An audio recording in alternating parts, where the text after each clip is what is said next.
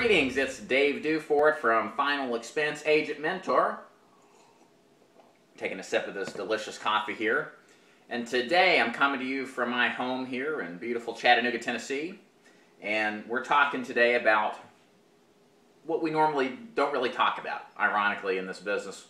A lot of what I talk about is the sales side and the training side and the underwriting side of Final Expense business, but very rarely, and hopefully we don't have to be involved, but ultimately most of us do that have been in this business for longer than a year or two. We have to talk about really what we are there to do for the customer in the first place, which is helping their family get the money that they're owed when they die. And so I got back from out of town. I was in Panama City Beach over the week on some work and pleasure. And I got this letter here from a company that I admire very much. A gentleman had died. Passed away about 3 months ago. In fact, his son had called me to inform me that he had passed, and it was just shocking. Even in being in this business for as long as I have, which is just 4 years, it doesn't ever get old when somebody you would consider a good customer or a good client that is a very nice person and just dies. It's the reality of what life is about as much as it is this business. And today this video is just going to serve as a reminder that the kind of work that we do as life insurance agents who specialize in the final expense business, we do a service and a very noble one at that. And really, as much as it's about making a good living, or as much as it is about going out there and selling and really reaching your potential, this business is fantastic because of what we can do when nobody else or anybody else can't do what we do. So let me give you a little background on this. I sold this policy about a year and a half ago in North Georgia. We actually replaced the policy, got him more coverage for the same price, and he was in fantastic, perfect shape. So long story short, we got him approved. I actually checked in with him about 6 months ago, and he was in perfect shape. And then back in March or April this year, he died from aggressive brain cancer, unbeknownst to him, and was a shock, still is, just to think about it. But what the purpose of this video is, the letter that I got today was the death check, was the death claim paid, notification that the policy paid not only the funeral home, but the proceeds left over were paid directly to the family, which was just such a great relief. The guy had a policy over $20,000, and the funeral was only $6,700, $7,000. And basically the death claim was paid. And if you're an experienced life insurance agent, then you know those first 2 years, the contestability provision is something you got to be very careful about. I'm going to make another video here shortly where I actually have somebody who called me out as being a replacement artist, and which is an insult, and I'll describe that more in the next video I do. But part of the rationale there is the putting people back into contestability if they're out of it. But anyways, long story short, the guy was perfectly in shape. He qualified for it, got him approved, and it only took about 2 or 3 months to go through the contestability provision and provide the documentation and medical records, which is great because the guy was a veteran, went to the VA, so that happened really fast. So if you life insurance agents know, that's pretty good. But anyways, the reason I did this, like I said, is that this is what it's all about. I just got off the phone with a lady who I like a lot. I sold her policy 2 years ago. She lapsed it. Came back about 6 months later, we re-upped it.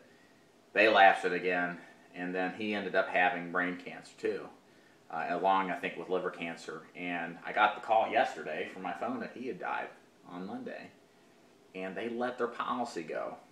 And, I had tried to keep it on the books, but, the point is that this business, as much as it's about the money, it's about helping people.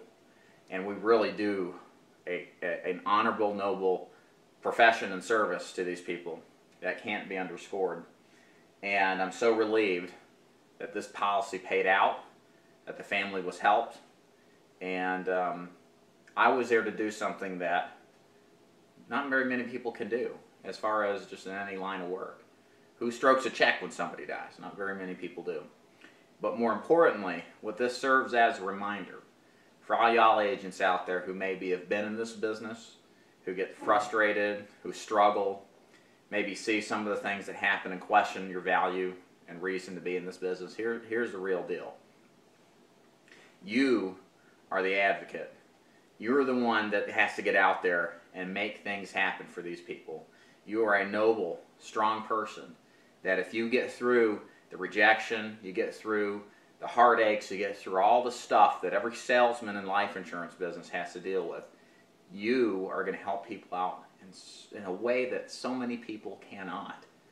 And by you fighting to see these people, yes, in the process of getting paid and making a great income, but you fighting to see these people, one day down the line, they're going to end up like my gentleman here in North Georgia.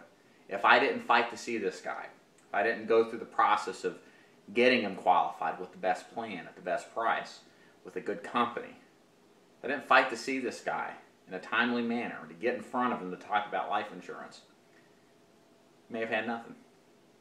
And that's powerful. That's powerful. And you need to remember that. You get out there and you struggle with these deadbeats and these people that piss you off. You got to remember, out of those people who just reject you and frustrate you, there's going to be those handful of people that you are going to be their blessing. Their family is going to thank you for fighting that battle.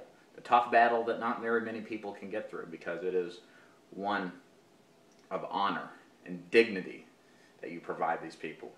And you should hold your head up high. I know I do. Because when I see these death claims, and I see the checks in the family's hands that they can pay off their debts, they can have money to do things, to take care of matters, this is something that is of utmost value and utmost importance and dignity. So please remember that. That's a message to all y'all guys out there who've been in this business, and for you guys who are considering it. We don't see these, and we certainly don't want to see a lot of them, where we actually see the fruition of our work. But when it does happen, and it's inevitable, just as all life is guaranteed to end, understand that the fruits of it provide some level of value and internal gratitude that really can't be expressed in so many words, as I'm trying to struggle through it right now. So to my deceased client, you're a good man, and to all you guys listening out there, this is what it's about. And you can do a great service and be an evangelist for this stuff and make a great living, but ultimately do a fantastic job and a service for the people that need it. So my name is Dave Duford from Final Expense Agent Mentor at feagentmentor.com. A little different video today, but always a good friendly reminder amongst all the frustrations and the stuff we all have to deal with as agents. So I hope you found some value in it, and take care.